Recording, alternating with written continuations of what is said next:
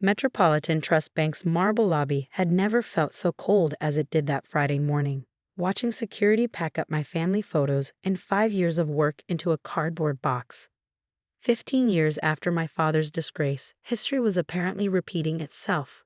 I expected better from you, Sarah, Marcus Graham, the bank's chief risk officer, said with practiced disappointment, digging into closed cases, accessing sealed files. Your father's obsession with conspiracy theories destroyed his career. Don't let it destroy yours too. I carefully wrapped the photo of Dad and me at my college graduation, the last picture we took before his heart attack, before everything fell apart. The transaction patterns are identical, I said quietly. If you just look at the data. Enough. He slammed my desk drawer shut. The Peterson case was settled years ago. Your father's wild theories about systemic fraud were thoroughly debunked. The board's decision is final. My name is Sarah Chen, and until today, I was a senior fraud analyst at Metropolitan Trust, one of the country's largest banks, the same bank that had fired my father for trying to expose what he claimed was a massive financial conspiracy. But I found something they'd missed. Something that proved he might have been right all along. Tom from it caught me at the elevator. They're already locking down your access, he whispered, but I saved everything you flagged. It's safe. I nodded slightly, thinking of the secure server we'd set up months ago. Keep me posted. The autumn rain felt appropriate as I walked to my car, matching my mood. 5 years of building my reputation, of trying to restore the Chen name in banking circles, all erased because I dared to question the official story about my father's investigation. My phone buzzed. A message from Jenny in compliance. They're reviewing all your cases now. Graham's team is going through everything. Good luck understanding it all. The thing about financial fraud is that it hides in patterns. Small discrepancies, subtle irregularities that most people miss. Dad had taught me to see them, to recognize the stories numbers tell when you know how to read them. Never trust the obvious narrative, sweetie, he'd say, showing me bank statements and transaction logs. Money leaves traces like footprints in snow. You just have to know where to look. I drove to Dad's old house. My house now, though I'd never had the heart to change much. His home office was exactly as he'd left it, down to the financial journals stacked on his desk and the whiteboard covered in his neat handwriting. But something was different.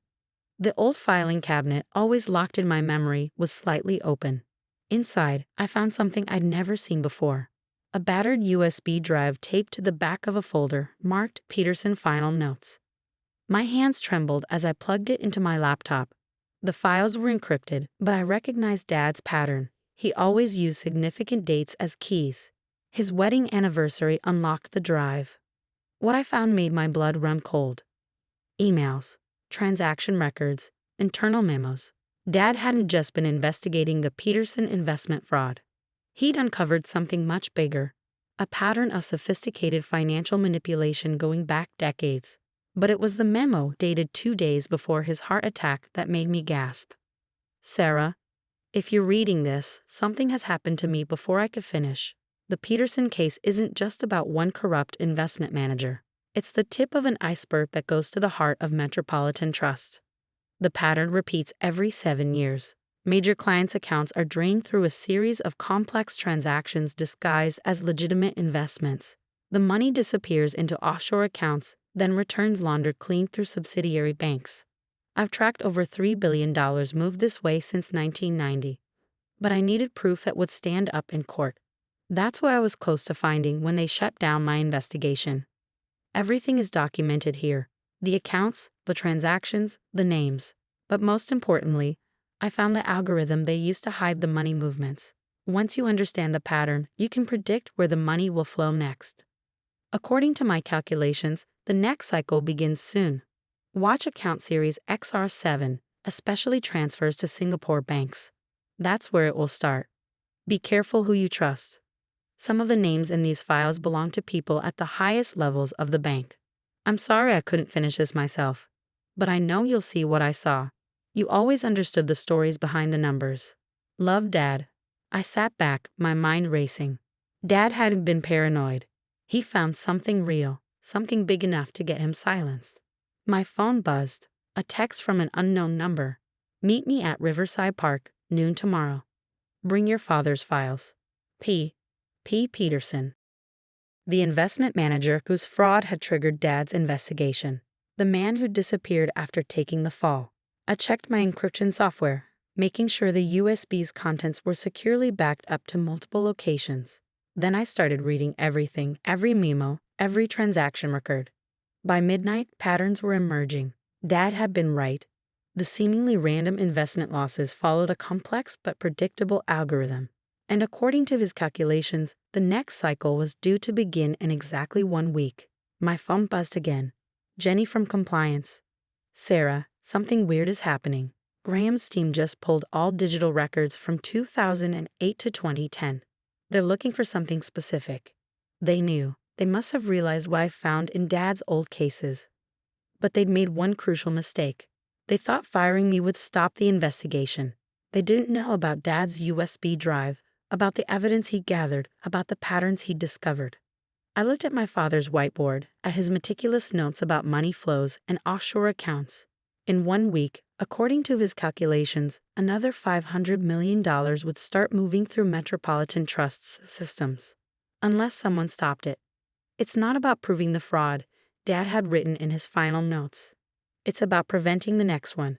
The evidence isn't just in past transactions, it's in what they're about to do. Tomorrow, I'd meet Peterson. But first, I had work to do. The rain had stopped, but Dad's office still felt charged with energy as I worked through the night, cross-referencing his findings with current account activities. Everything matched. The patterns were there, waiting for someone to see them.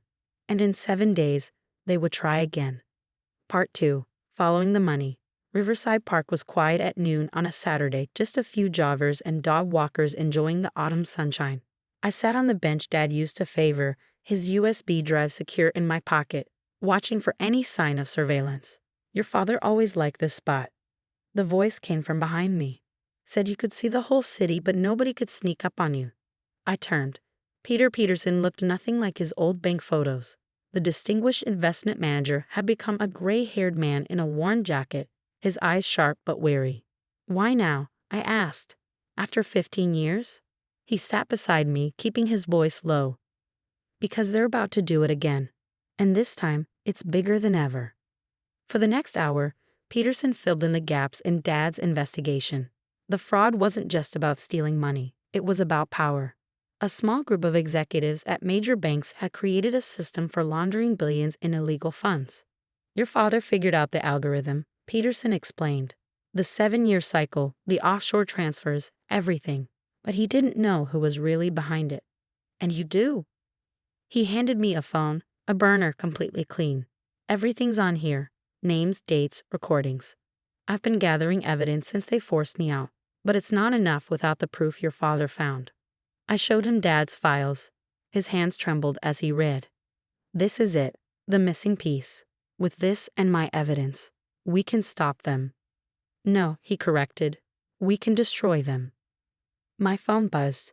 Jenny from compliance. Sarah, emergency board meeting called for Monday. Something about historical account reconciliation. Graham looks nervous. They were accelerating the timeline. The fraud cycle wasn't starting next week. It was starting Monday. Peterson saw my expression. What? We don't have a week. They're moving now. He stood up quickly. Then we need help. Real help. The next 24 hours were a blur of activity. While Peterson contacted his connections in financial regulation, I worked with Tom to analyze the current account patterns. Dad's algorithm was perfect. We could see the preparation happening. Accounts being positioned. Offshore entities being established. Everything following the pattern he'd documented 15 years ago. But this time, we were watching it happen.